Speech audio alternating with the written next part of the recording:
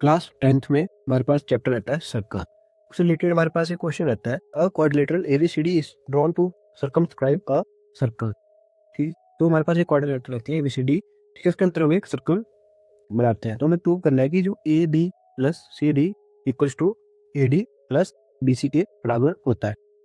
तो ये हमारे पास डायग्राम रहती है। तो ये हमारे पास यहाँ पे A B C D quadrilateral है और हमने एक सर्कल ड्रॉ किया है विद सेंटर ओ। तो हमें सबसे पहले बात करते हैं कि हमारे पास D1 क्या रहता है। तो हमारे पास D1 था, ABCD is a quadrilateral and हमें प्रूव करना है कि जो AB प्लस CD है किसके बराबर है, AD प्लस BC के बराबर है। तो हम सिंपली इस डायग्राम में जो हमारे पास चुन लेती है, चुन क्या बोलती है, हमारी चुन बोलती है तो length of the tangent drawn from the external point on the circle are equal, कि कोई भी हमारे पास टेंजेंट है उसको सर्कल के एक्सटर्नल पार्ट से ड्रॉ कर, इनकी जो लेंथ होती है आपस में क्या होती है, बराबर होती है। तो यहाँ पे हमारे पास जैसे टेंजेंट है AP है, BP है, BQ है, CQ है, CR, ES, DS और DR, ये हमारे पास सभी क्या है, टेंजेंट है। तो हमारे पास इनकी जो लेंथ है वो आपस में क्या होगी, बराबर होगी। जैसे BP इक्वल्स टू BQ। तो हमारे पास हम बोलते हैं कि जो कोई भी टेंजेंट हम सर्कल के एक्सटर्नल पॉइंट से ड्रॉ करते हैं उनकी आपस में क्या होती है, इक्वल लेंथ होती है। तो यहाँ पे मान लेते हैं कि हमारे पास एक पॉइंट B है, ठीक है। अब B पॉइंट से हमने दो टेंजेंट ड्रॉ की, हमारे पास BP और एक था BQ, तो उनकी आपस में लेंथ क्या होगी, बराबर होगी। Same A point, D point और C पॉइंट के रहेंगे। तो फिर हम लिख सकते हैं कि हमारे पास जो BP इक्वल्स टू BQ, तो देयरफॉर हमने लिखा BP इक्वल्स टू BQ। ये हमारे पास टेंजेंट था फ्रॉम पॉइंट B से, हमने इसको मान लिया इक्वेशन नंबर 1। फिर हमारे पास आता है पॉइंट C। तो C से हमारे पास टू टेंजेंट आते हैं CR एंड CQ, ठीक है, इसको हमने मान लिया इक्वेशन नंबर 2। नेक्स्ट पॉइंट हमारे पास D पॉइंट से हमारे पास दो टेंजेंट रहते हैं, DR इक्वल्स टू DS।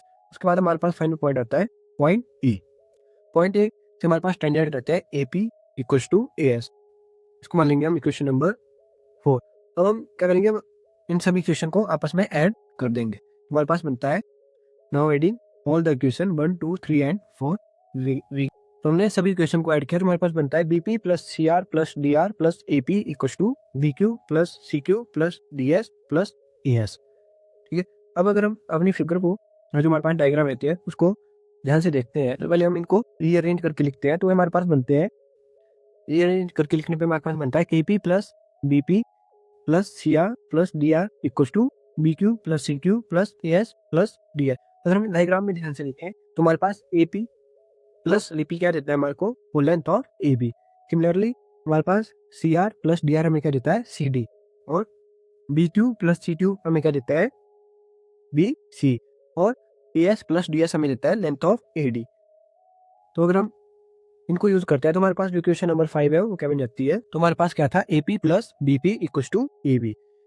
उसके बाद हमारे पास आता है CR plus DR equals to CD and AS plus DS equals to AD and BQ plus CQ equals to BC। अब हम इनको इक्वेशन नंबर 5 में यूज करेंगे तो हमारे पास इक्वेशन नंबर 5 बन जाती है। तो इक्वेशन 5 बन जाती है हमारे पास AB plus CD equals to AD plus BC, और यही हमें प्रूव करना था। तो हमने अपना जो रिजल्ट है वो प्रूव कर दिया है, हेंस प्रूव। तो ये हमारा फाइनल रिजल्ट रहता है।